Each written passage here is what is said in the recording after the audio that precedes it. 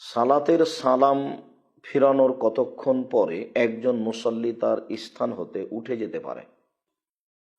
একজন মানুষ সালাতের সালাম ফিরার পরে কতক্ষণ পরে তার জন্য উঠে যাওয়া জায়েজ, এইটা তিনি জানতে চেয়েছেন।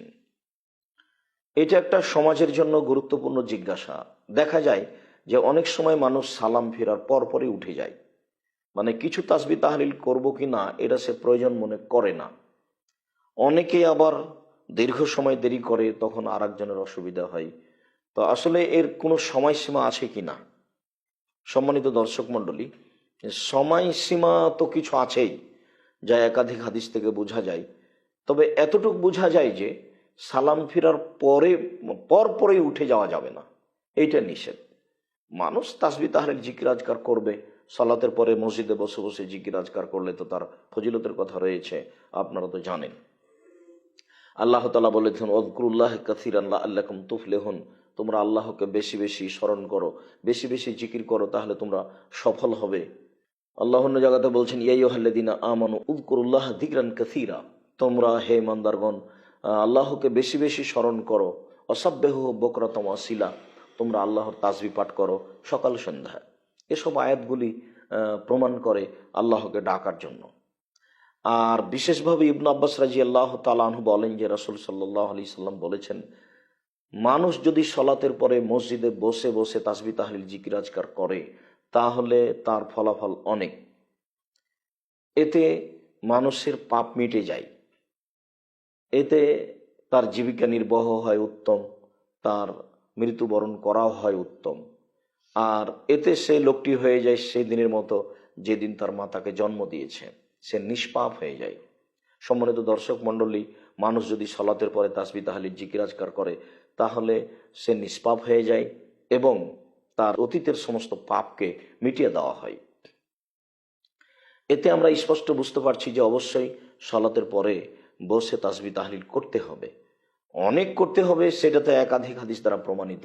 অন্তত আমরা কতটুকু করতে পারি যার পরে আমরা উঠে যেতে পারি, আমরা এই বিষয়ে নিয়ে সংক্ষিপ্ত কথা বলি। আয়েশা রাদিয়াল্লাহু তাআলা আনহা বলেন, কানা রাসূলুল্লাহ সাল্লাল্লাহু আলাইহি সাল্লাম ইদা সাল্লামা লাম ইয়াকউদ ইল্লা মিকদারা মা ইয়াকুল, সালাম ফেরার পরে তিনি বসে থাকতেন না তবে এই পরিমাণ যে তিনি বলতেন, আল্লাহুম্মা আনতাস সালাম ওয়া মিনকাস সালাম তাবারাকতা ইয়া যাল জালালি ওয়াল ইকরাম, হে আল্লাহ তুমি সালাম, হে আল্লাহ তোমার পক্ষ থেকে শান্তি অবতীর্ণ হয়, তাবারাকতা ইয়া যাল জালালি ওয়াল ইকরাম, হে আল্লাহ তুমি মঙ্গলময়, তুমি সম্মান ও মর্যাদার অধিকারী। অন্তত এই জিকির না করে কেউ উঠতে পাবে না, অত্র হাদিস দ্বারা প্রমাণিত হয়। সাবান রাদিয়াল্লাহু তাআলা আনহু বলেন, রাসূল সাল্লাল্লাহু আলাইহি সাল্লাম যখন সালাত থেকে অবসর হতেন তখন তিনি বলতেন তিনবার আস্তাগফিরুল্লাহ আস্তাগফিরুল্লাহ আস্তাগফিরুল্লাহ, তারপরে তিনি বলতেন আল্লাহুম্মা আনতাস সালাম ওয়া মিনকাস সালাম তাবারাকতা ইয়া যাল জালালি ওয়াল ইকরাম। অত্র দুইটি বিবরণে বোঝা যায় যে অন্তত এই জিকির করা পর্যন্ত মানুষকে অপেক্ষা করতে হবে। সালাম ফিরার পরে প্রথম জিকির হবে আল্লাহু আকবার, তারপরে হবে আস্তাগফিরুল্লাহ আস্তাগফিরুল্লাহ আস্তাগফিরুল্লাহ, তারপরে হবে আল্লাহুম্মা আনতাস সালাম ওয়া মিনকাস সালাম তাবারাকতা ইয়া যাল জালালি ওয়াল ইকরাম। এরপরে মানুষ উঠে যেতে পারে। এরপরে অনেক তাসবিহ তাহলিল জিকির আজকার আছে, সে তো আমরা বিভিন্ন সময় অবগত আছি। আয়াতুল কুরসি আছে, এটাও অবগত আছি। রাসূল সাল্লাল্লাহু আলাইহি সাল্লাম বলেছেন, মানুষ যদি সলাতের পরে এসব তাসবিহ তাহলিল করে 33 বার সুবহানাল্লাহ আলহামদুলিল্লাহ আল্লাহু আকবার, 34 বার আল্লাহু আকবার পড়ে, তাহলে সে তার কর্মে কখনো নিরাশা হবে না। আরও অনেক কিছু।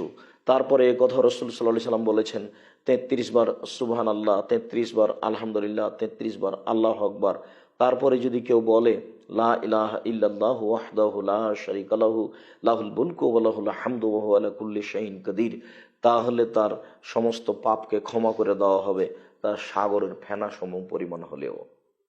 মুসলিম মিশকাত হাদিস নাম্বার 967।